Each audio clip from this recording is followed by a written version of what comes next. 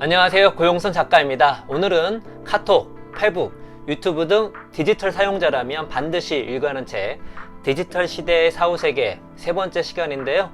오늘 여러분과 나눠볼 이야기의 주제는 4가지의 디지털 자산입니다. 우리는 디지털 시대 사후세계 두 번째 영상을 통해서 5가지 시민의 종류를 알아봤습니다. 5가지 시민의 종류를 알아본 이유 중 하나는 시민의 종류에 따라 디지털 자산이 달라질 수 있기 때문입니다. 또한 내가 죽기까지 어떤 자산을 모으게 될지를 예측할 수 있기 때문이죠. 내가 갖고 있는 디지털 자산이 어떠한 것인지 아는 것은 매우 중요합니다. 3가지 이유 때문입니다. 첫 번째는 금전적 가치입니다. 살아가면서도 필요하고 유산을 남길 때도 중요하죠. 두 번째는 개인정보입니다.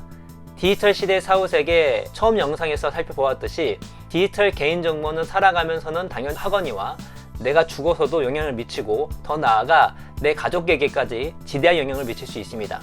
세 번째는 유산 문제입니다. 디지털 유산은 일반적인 물적 유산과 성격이 다릅니다. 내 자신의 것이지만 가족이 접근할 수 없는 유산이 있기도 하고 아직 법제가 제대로 되지 않는 유산들도 꽤 많습니다.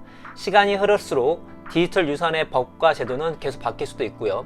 내가 죽은 후 골치 아픈 유산 문제를 원활하게 해결하기 위해서는 미리 나의 디지털 자산은 어떠한 것들이 있는지 제대로 알아둘 필요가 있습니다. 첫 번째 디지털 자산은 디지털 재산입니다. 금전적 가치를 지닌 디지털 자료들이죠.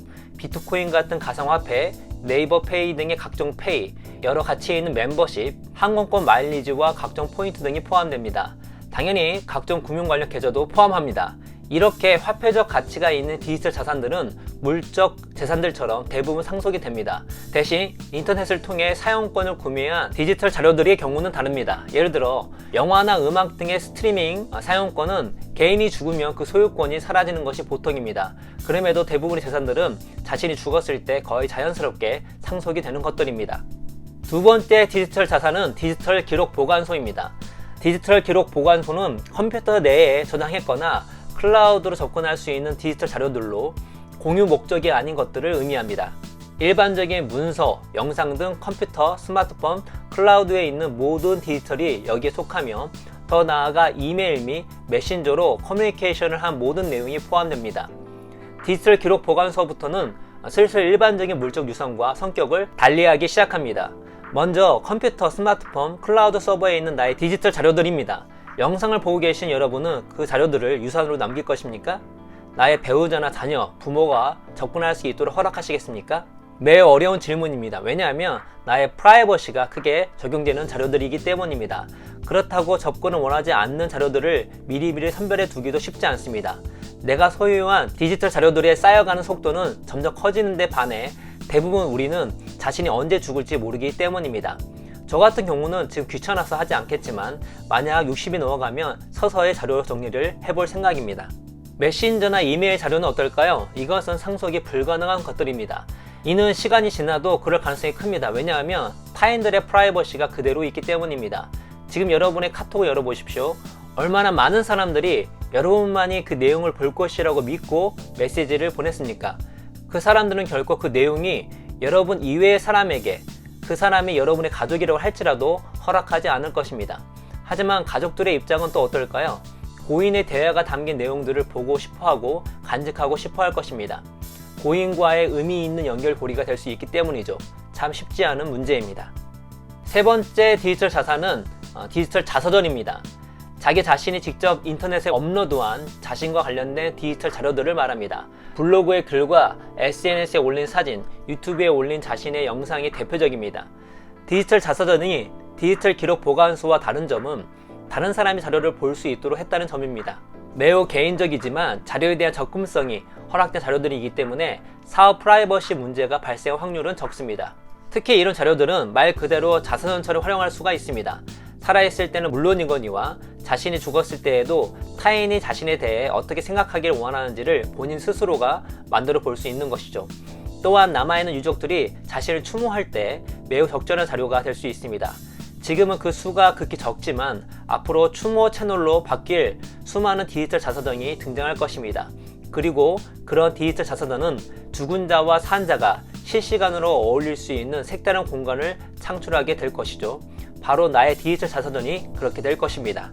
다만 디지털 자서전의 접근이 아니라 소유와 통제에 관해서는 상황이 달라집니다.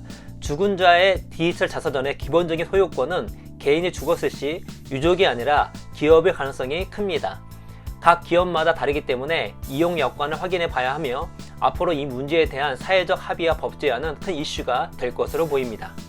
네 번째 디지털 자산은 디지털 개인정보입니다. 디지털 개인정보는 크게 두 가지로 살펴볼 수 있을 것 같습니다. 살아있을 때 내가 확실히 소유하고 있는 개인정보와 내가 소유하지도 않고 볼 수도 없으며 때론 인식조차 하지 못한 개인정보입니다. 내가 확실히 소유하고 있는 대표적인 개인정보는 온라인 서비스 개인 계정입니다. 메신저, SNS, 동영상 서비스, 이커머스 등의 모든 개인 계정이 여기에 속합니다. 이런 개인정보의 특징은 현실적으로 상속이 불가능하다는 특징이 있습니다. 디지털 시대의 사후 세계에 나온 내용을 살펴보죠. 특정 유형의 계약을 구성하는 권리와 의무는 고인의 상속자에게 이전될 수도 있지만 개인이 소유한 온라인 서비스 계정만큼은 그럴 수 없다. 대부분의 온라인 서비스는 사용자 한 명당 하나의 계정씩만 허용하는 정책을 필수적인 약관으로 갖추고 있다. 이는 사용자를 식별할 수 없는, 어쨌든 지금까지는 인터넷상의 신원 도용, 사칭, 저작권 침해, 금융 사기, 명예훼손 등과 같은 온갖 종류의 범죄 활동을 막기 위해서다. 인터넷 기업이 사용자의 신원을 확인할 수 없을 때 그 기업은 법적 책임이라는 구덩이 앞에 놓이게 된다. 그러고 보면 사용자의 죽음과 동시에 계약을 해제하고 계정을 양도 불가능하게 만드는 건 충분히 합리적인 일처럼 보인다. 고인의 계정을 소유할 수 있을 것이라 생각하는 유족들이 많습니다. 당연히 도용하려는 것이 아닌 고인이 남긴 것들을 통해 고인을 이해하고 추모하기 위해서이죠. 하지만 디지털 계정은 다른 유산들과 성격이 다릅니다. 현재 인터넷 기업들은 개인 계정에 대해 상속을 할 의향이 전혀 없고 그 근거도 확실합니다. 어떻게 하는 것이 베스트인지 미리부터 준비하거나 사회적 논의가 필요합니다. 그래도 이런 개인정보는 명백히 드러나 있습니다. 하지만 드러나지도 않고 제대로 인식하지도 못한 개인정보들이 있습니다. 바로 디지털 발자취입니다. 검색 기록, 쿠키에 남아있는 정보, 트래킹, 여러 기업 알고리즘에 의해 수집되어지는 개인 데이터들이 여기에 속합니다.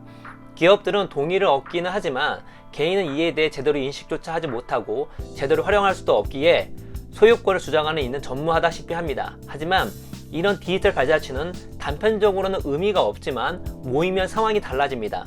디지털 자서전보다 진정한 내 온라인 자아를 드러낼 확률이 높기 때문입니다.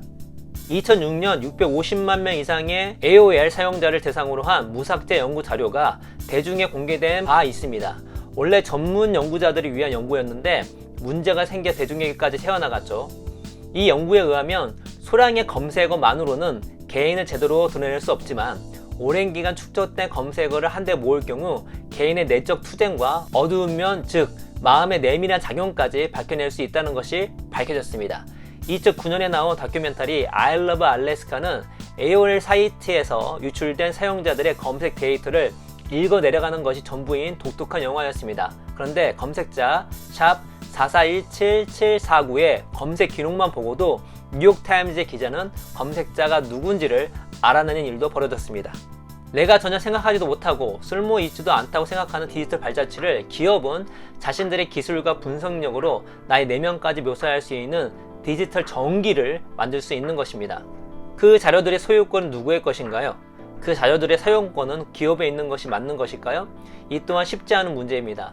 이 복잡한 문제 또한 앞으로 어떻게 진행될지 모르지만 첫 시작은 이러한 자료들이 있고 그 의미에 대해서 인식하는 것이라 저는 생각합니다. 여러분은 어떤 디지털 자산을 갖고 있습니까?